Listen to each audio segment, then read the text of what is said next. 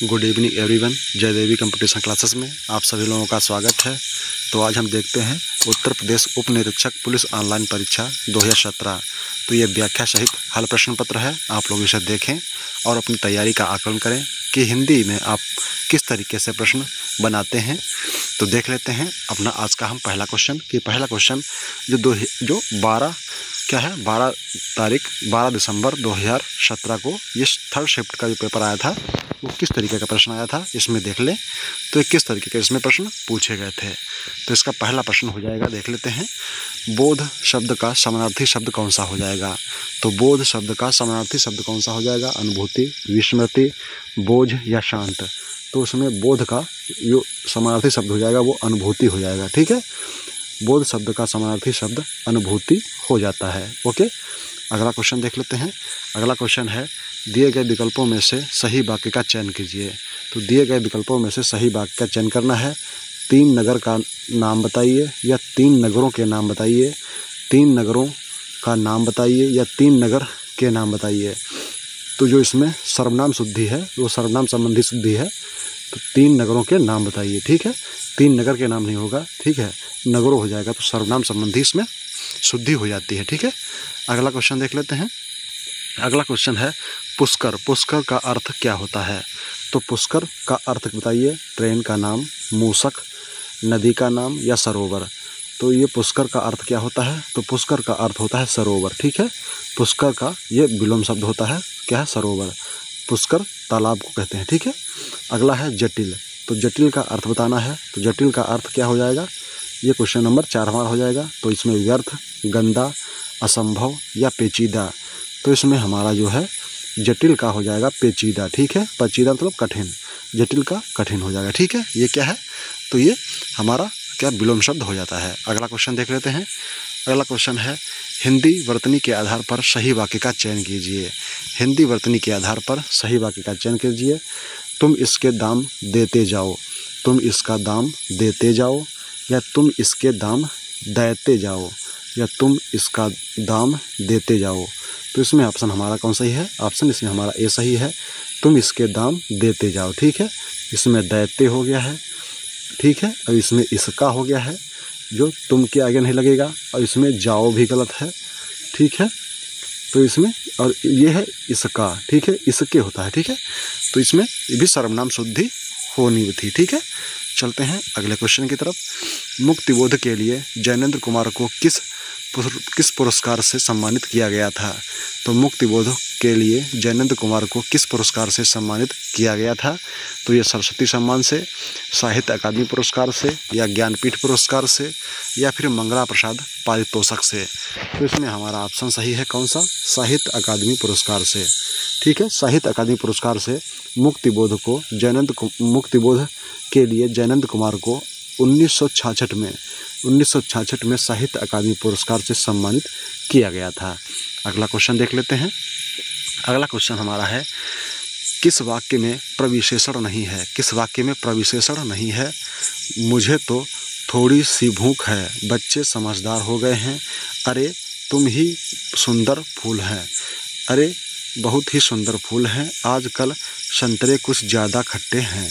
क्या है? आजकल संतरे कुछ ज़्यादा खट्टे हैं। तो इसमें हमारा ऑप्शन नंबर कौन सही है? तो इसमें हमारा ऑप्शन नंबर सही है, ऑप्शन नंबर बी, बच्चे समझदार हो गए हैं। ठीक है, तो इसमें हमारा ऑप्शन कौन सही है? ऑप्शन इसमें हमारा सही है, ऑप्शन नंबर बी, बच्चे समझदार हो गए हैं। ये प्रविशेषण इसमें नहीं है। ठीक है, अगला क्वेश्चन देख लेते हैं। तो अगला क्वेश्चन क्या है? अगला क्वेश्चन क्या हो जाएगा हमारा? तो अगला क्वेश्चन हमारा है, देखें और बताएं कि अगला क्वेश्चन इसमें क्या सही हो जाएगा। तो दिए गए विकल्पों में से सही शब्द बताइए। तो डर के मारे चोर दौड़ गया, परिवर्तन से ही विकास के चरण बढ़ते हैं, आगे बढ़ते हैं, ललित को 2 बेटियां हैं, कर्म ही जीवन की कसौटी है। तो इसमें हमारा ऑप्शन सही कौन सा है? तो इसमें हमारा ऑप्शन सही है बी, परिवर्तन से ही विकास के चरण आगे बढ़ते हैं। तो ऑप्शन हमारा इसमें बी सही हो जाएगा। ओके, देख लेते हैं। डर के मारे चोर दौड़ गया, तो डर के मारे चोर भाग गया, ये शुद्ध वाक्य होता है। ललित को 2 बेटियां हैं, तो ललित की 2 बेटियां हैं, ये सही वाक्य होगा। को नहीं आएगा, की आएगा। फिर क्या है, कर्म ही जीवन की कसौटी है, तो इसमें कर्म ही जीवन की कसौटी होता है, कसौटी नहीं होता है, कसौटी होता है। अगला देख लेते हैं, अगला क्वेश्चन। अध्यापिकाएं इस शब्द के वचन के आधार पर निम्नलिखित विकल्पों में से सही संधि विच्छेद का चयन करें। अध्यापिका प्लस ए, अध्यापिका प्लस ए, अध्यापिका प्लस इकाएँ या अध्यापिका प्लस ए। तो इसमें हमारा जो ऑप्शन सही है वो ऑप्शन कौन सही है, ऑप्शन बी सही है, अध्यापिका प्लस ए, अध्यापिकाएँ। ठीक है। झूठा सच के लेखक कौन है, तो झूठा सच जो रचना है इसके लेखक कौन हो जाते हैं, तो इसके लेखक हो जाते हैं यशपाल। ठीक है। झूठा सच के लेखक कौन है, यशपाल हैं, झूठा सच के लेखक यशपाल हो जाते हैं। उपन्यास को दो भागों में क्रमशः 1958 और 1960 में प्रकाशित किया गया था। ठीक है, इसको दो भागों में किया गया था। लाल पीला होना मुहावरे का अर्थ क्या होता है, तो लाल पीला होना मुहावरे का अर्थ क्या होता है, बिल्कुल बदल जाना, लाल और पीला रंग डालना, अत्यधिक घमंड होना या बहुत क्रोध करना। तो इसमें हमारा ऑप्शन सही है, बहुत क्रोध करना। लाल पीला होना ये क्या होता है, बहुत क्रोध करना। ठीक है। अगला क्वेश्चन देख लेते हैं। गाढ़ा शब्द का विलोम शब्द बताइए। गाढ़ा शब्द का विलोम शब्द बताइए। सूख, पतला, ठीठ, गड्ढा। तो इसमें गाढ़ा का विलोम हो जाएगा पतला। ठीक है। गाढ़ा का उल्टा क्या है, पतला। सूख का दुख, ठीठ का विनम्र, गड्ढा का समतल। ठीक है, ये हमारे विलोम हो जाएंगे। अगला देख लेते हैं। तो अगला हमारा है ब्रह्मा महेश ये तीनों जगह का संचालन करती है। ब्रह्मा डैश महेश ये तीनों डैश जगह का संचालन करती है। तो इसमें ऑप्शन हमारा कौन सही है, विष्णु या शक्तियाँ, शिव भगवान, कृष्णा देवियाँ, ऋषि देवता। तो इसमें जो ऑप्शन हमारा सही है ऑप्शन नंबर ए है। क्या है, ब्रह्मा विष्णु महेश ये तीनों शक्तियाँ जगह का संचालन करती हैं। ठीक है, ये हमारा इसमें शुद्ध वाक्य हो जाता है। अगला क्वेश्चन देख लेते हैं। क्या है, उपमा अलंकार में उप का अर्थ क्या है। उपमा अलंकार में उप का अर्थ क्या है, ऊपर, बादल, समीप या फिर तौलना। तो इसमें हमारा जो ऑप्शन सही हो जाएगा ऑप्शन नंबर सी सही हो जाएगा, समीप। ठीक है। उपमा अलंकार में उप का अर्थ होता है समीप। उपमा अलंकार में उप का अर्थ होता है समीप होता है, जबकि माँ का अर्थ होता है तौलना। ठीक है, माँ का अर्थ होता है तौलना और अतः उपमा का शाब्दिक अर्थ होता है समता या तुलना। ठीक है, समता या तुलना हो जाता है। अगला देख लेते हैं। पायो जी मैंने राम रतन धन पायो, पंक्ति के आधार पर सही अलंकार को चुनिए। तो पंक्ति के आधार पर सही अलंकार को चुनना है, तो ये रूपक अलंकार है, अनुप्रास अलंकार है या उपमा अलंकार है या फिर उत्प्रेक्षा अलंकार है। तो ये क्या हो जाएगा, ये एक रूपक अलंकार हो जाएगा। पायो जी मैंने राम रतन धन पायो, इस पंक्ति में रूपक अलंकार हो जाता है। क्या है, तो इसमें देख लेते हैं। क्योंकि यहाँ पर उपमेय धन का उपमान राम पर भेद रहित आरोप किया गया है। रूपक की परिभाषा के अनुसार जहाँ उपमेय और उपमान में भेद रहित आरोप किया जाता है वहाँ पर रूपक अलंकार होता है। ठीक है, क्या होता है, तो रूप की परिभाषा के अनुसार जहाँ पर उपमेय में उपमान की जो भेद रहित आरोप किया जाता है वहाँ पर रूपक अलंकार हो जाता है। अगला क्वेश्चन देख लेते हैं। मिलजुल मन किसकी रचना है। मिलजुल मन किसकी रचना है, तो मिलजुल मन किसकी रचना है, चित्रा मुदगल, मृदुला गर्ग, नासिरा शर्मा या ममता कालिया। तो इसमें हमारा ऑप्शन सही है कौन सा, तो इसमें ऑप्शन सही है हमारा है मृदुला गर्ग। मृदुला गर्ग जो है मिलजुल मन के लिए मृदुला गर्ग चर्चित उपन्यास है इनका, और इसके लिए इन्हें 2013 में साहित्य अकादमी पुरस्कार से सम्मानित किया गया। ठीक है, मिलजुल मन के लिए मृदुला गर्ग को, ठीक है, मृदुला गर्ग को 2013 में साहित्य अकादमी पुरस्कार से सम्मानित किया गया है। अगला है जिंदगी नामा के लेखक कौन हैं। जिंदगी नामा के लेखक कौन हैं, तो जिंदगी नामा रचना के लेखक कौन हो जाते हैं, तो ये कालिदास हैं, केदारनाथ सिंह हैं, कैफी अंजामी हैं या कृष्णा सोबती हैं।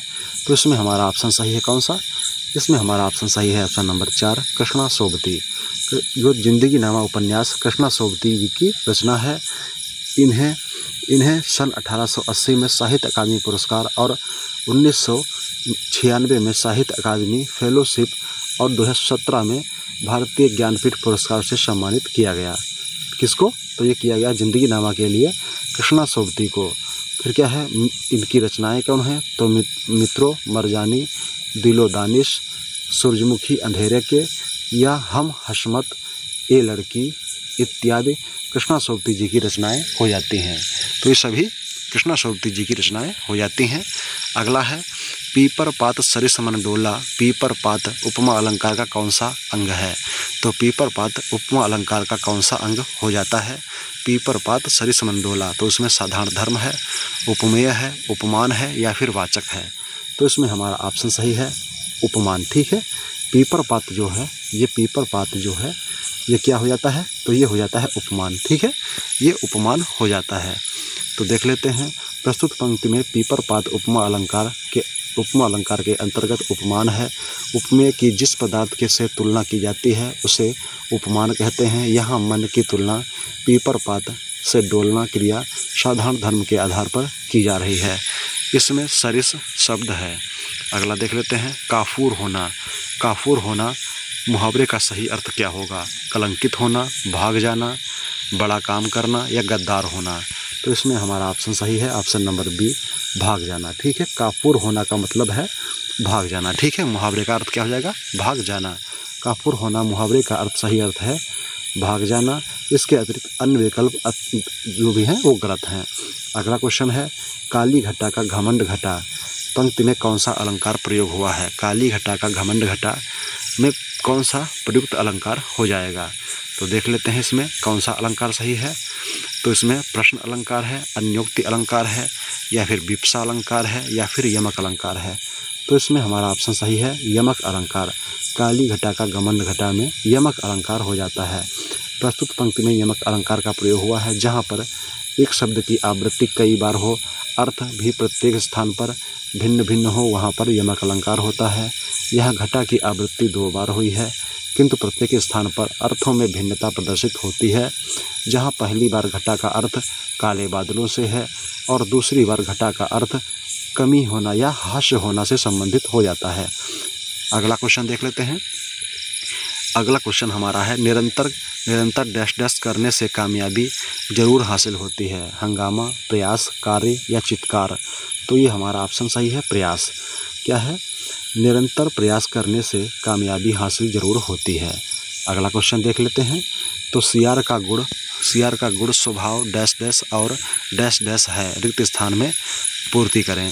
तो इसमें है धूर्ता, चालाकी, सफ़ेद चालाक, सुस्त मूर्ख, या गंदा विभत्स? तो इसमें क्या है? ऑप्शन नंबर हमारा ए सही है, धूर्ता और चालाकी। सियार का गुण स्वभाव धूर्ता और चालाकी है। ठीक है, सियार का गुण स्वभाव धूर्ता और चालाकी है। अगला क्वेश्चन देख लेते हैं। तो अगला क्वेश्चन क्या है? दिए गए विकल्पों में सही वाक्य का चयन कीजिए। तो दिए गए विकल्पों में सही वाक्य का चयन करना है। मैं आपको प्रणाम किया हूँ, मैंने आपसे प्रणाम किया है, मैंने आपको प्रणाम किया था, या मैंने आपको प्रणाम किया था? तो इस ऑप्शन इसमें हमारा सी सही है, मैंने आपको प्रणाम किया था। ओके, अगला क्वेश्चन देख लेते हैं। विकल्पों में से पुल्लिंग शब्द का चयन कीजिए। तपस्विनी, परोपकारिणी, तेजस्वी, या हंसनी? तो इसमें से हमारा ऑप्शन कौन सही है?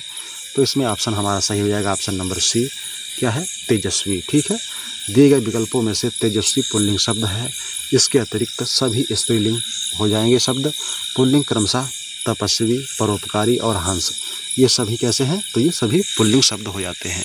अगला क्वेश्चन देख लेते हैं। मनुष्य जीवन में ब्रह्मचर्य, गृहस्थ, वानप्रस्थ के अलावा एक आश्रम और भी है, वह चौथा आश्रम कौन सा है? तो मनुष्य में जो आश्रम होते हैं वो मनुष्य के जीवन में ब्रह्मचर्य, गृहस्थ और वानप्रस्थ के अलावा और कौन सा आश्रम एक हो जाता है? तो मोक्ष है, दंड है, क्षत्रिय है, या संन्यास? तो इसमें संन्यास जो है ये चौथा हमारा क्या हो जाता है? मनुष्य के ये ब्रह्मचर्य हो जाते हैं। ठीक है, क्या है? ब्रह्मचर्य होते हैं गृहस्थ, वानप्रस्थ, ठीक है, और ये संन्यास। ठीक है, ये 4 इससे गुण हो जाते हैं। ठीक है, ये आश्रम है, ये 4 आश्रम हो जाते हैं। ठीक है, क्या है? ब्रह्मचर्य, गृहस्थ, वानप्रस्थ, संन्यास, ये अस्तित्व स्वीकार किया जाता है इनका। ओके, अगला क्वेश्चन देख लेते हैं। क्या है? थोथा चना बाजे घना घना, मुहावरे का चयन कीजिए। तो इसमें मुहावरे का चयन करना है। थोथा चना बाजे घना घना, मुहावरे का अर्थ चयन करना है। तो इसका चयन क्या हो जाएगा? तो चने रूपी खिलौने से खेलना, दिखावा बहुत करना परंतु सार ना होना, चने को बजाना या बहुत आवाज़ करना। तो इसमें हमारा ऑप्शन सही है, ऑप्शन नंबर बी। क्या है? दिखावा बहुत करना, दिखावा बहुत करना परंतु सार ना होना। ठीक है, ये क्या हो जाएगा? थोथा चना बाजे घना घना। ओके, अगला क्वेश्चन है किंचित तत्सम शब्द का तद्भव रूप क्या होगा? तो किंचित तत्सम का तद्भव रूप क्या हो जाएगा? परंतु, लेकिन, कुछ या थोड़ा। तो इसमें हमारा ऑप्शन नंबर सही क्या है? तो इसमें ऑप्शन हमारा सही हो जाएगा किंचित का सही ऑप्शन हो जाएगा सी। ठीक है, किंचित का हो जाएगा ऑप्शन नंबर सी। क्या है? कुछ। ओके, अगला क्वेश्चन देख लेते हैं। तो अगला क्वेश्चन हमारा थोड़ा शार्प नहीं आया, PDF है, तो इसकी वजह से हम आज यहीं तक रखते हैं। ठीक है, तो आज हम यहीं तक रखते हैं। थोड़ा PDF साफ नहीं आया है तो आप लोगों को साफ दिखेगा भी नहीं, तब भी थोड़ा हम हल्का हल्का देख लेते हैं। तो क्या है? किंचित शब्द का तद्भव शब्द हो जाएगा क्या है? थोड़ा। तत्सम श्लोक हो जाएगा। ठीक है, तो आज का हम यहीं तक रखेंगे। तो आज तक हमारे जो क्वेश्चन है वो यहीं तक रहेंगे। थैंक्स फॉर वाचिंग, धन्यवाद। अगर आप लोगों को ये वीडियो हमारा अच्छा लगता है तो आप लोग इसे लाइक करें, शेयर करें, सब्सक्राइब करें और अपने दोस्तों को भी सुझाव दें कि वो हमारे चैनल को लाइक करें, शेयर करें, सब्सक्राइब करें। जितने भी अभी तक UPSI के प्रैक्टिस सेट आए हुए हैं, हम सभी का डिस्कस अपने इस YouTube सेशन पर हम करेंगे, तो आप लोग उसे देखना ना भूलें। थैंक्स फॉर वाचिंग, धन्यवाद।